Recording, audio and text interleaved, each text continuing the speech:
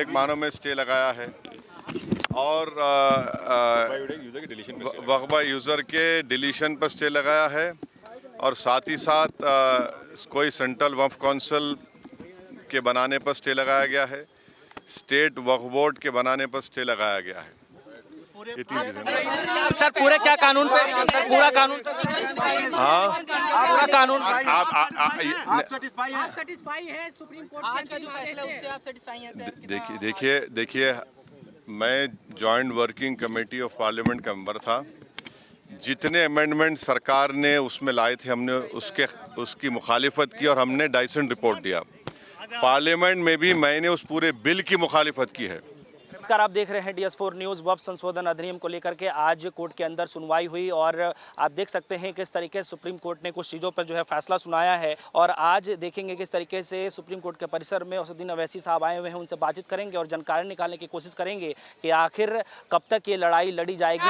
तुम्हारी भी सर यही कर लीजिए, सर यही कर लीजिए। छोड़ रुक जाइए ना, सुनिए एक बात सुनिए, हम बोलेंगे मगर सबसे पहले हमारे जो काउंसिल थे निज़ाम पाशा आपको बताएंगे। सुप्रीम कोर्ट ने इंटरिम ऑर्डर पास किया है। सुप्रीम कोर्ट ने इंटरिम ऑर्डर अंतरिम आदेश पास किया है। All appointments to Waqf Council and Waqf Board have been stayed until the matter is heard. No appointment will be made to the Waqf Council or to the Waqf Boards. उसके अलावा all existing waqfs, all waqfs including waqfs by user which are notified, registered, gazetted, etc. will be protected and will not be their nature and character will not be changed while the matter is being heard. ये अंतरिम आदेश interim order supreme court ने पास किया है। So अंग्रेजी में बोलूँ उर्दू में? अभी आपने कोर्ट का, सुप्रीम कोर्ट के honourable chief justice of India के साथ जो बेंच का ऑर्डर आपने सुन लिया, हमारे काउंसिल निज़ाम पाशा ने उस बात को आपके सामने रख दिया है। तो अब आइंदा फिर जब पेशी होगी हम लोग कोशिश करेंगे। तो यही बात कहना है और कुछ नहीं, अभी जो सुप्रीम कोर्ट ने तो कह दिया है कि वक्फ यूज़र पे सुप्रीम कोर्ट ने 1 माह में स्टे लगाया है और वक्फ यूज़र के डिलीशन पर स्टे लगाया है और साथ ही साथ कोई सेंट्रल वक्फ काउंसिल के बनाने पर स्टे लगाया गया है, स्टेट वक्फ बोर्ड के बनाने पर स्टे लगाया गया है। ये 3 चीजें।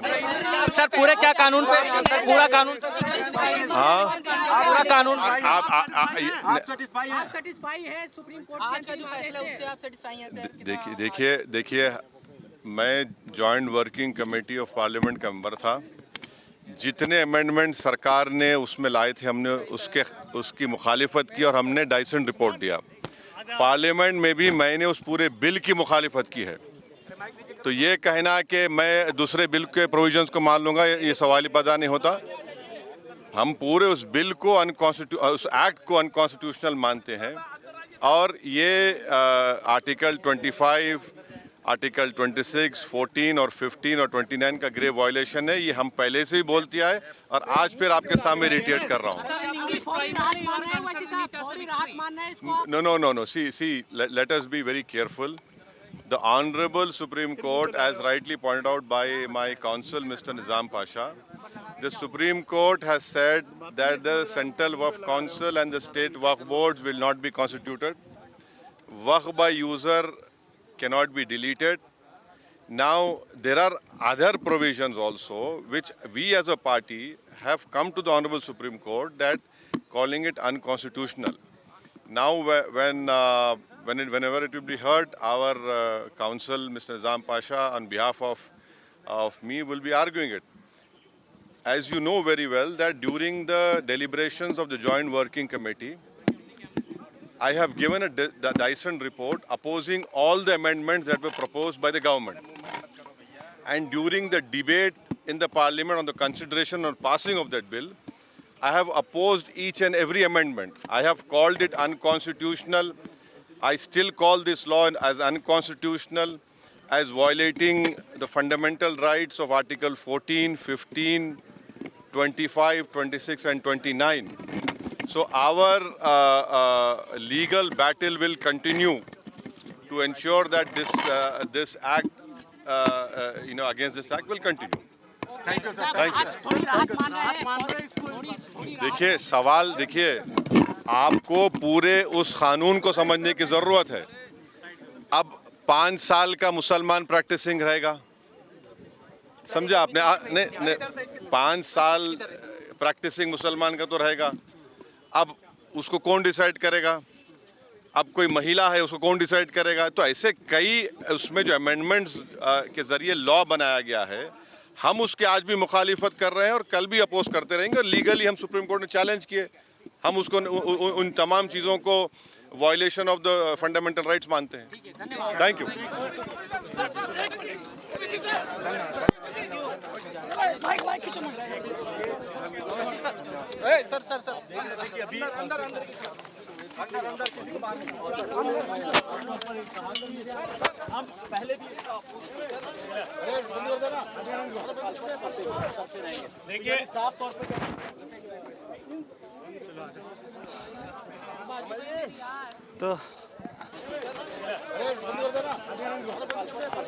तो जिस तरीके से आप सभी ने जो है असदुद्दीन अवैसी साहब की बातों को सुना, फिलहाल सुप्रीम कोर्ट ने आज 3 बड़े फैसले या कह लें कि आदेश दिया गया है। सबसे पहला कि वक्फ बोर्ड पर केंद्र के जवाब तक वक्फ संपत्ति की स्थिति जो है वो नहीं बदली जाएगी। दूसरा, कोर्ट से जो है वक्फ संपत्ति घोषित जो संपत्ति है उसको डीनोटिफाई नहीं होगी, वह वक्फ बॉय यूज़र हो या फिर वक्फ बॉय डिड हो। और तीसरा, वक्फ बोर्ड और केंद्रीय वक्फ परिषद में कोई भी नई नियुक्ति जो है नहीं होगी। ये 3 बड़े फैसले जो है सुप्रीम कोर्ट की तरफ से लिए गए हैं। और ख़ास तौर पे आप देखेंगे कि जो जमीयत उलमाए हिंद की तरफ से जो वकालत कर रहे थे कपिल सिब्बल साहब, उन्होंने भी जो है 3 पॉइंट को लेकर जो है अंदर बातें रखी। उन चीज़ों पे जो है फैसला लिया गया है, लेकिन अब आगे जो तारीख दी गई है अब उस पर फैसला लिया जाएगा। अब ये देखना काफ़ी दिलचस्प होगा कि क्या अब तक जो दलीलें दी गई हैं कोर्ट के अंदर में, क्या उसके आगे उस पर सुनवाई होगी या फिर जो है नए सिरे से जो है उस पर जो है आगे तर्क दिया जाएगा।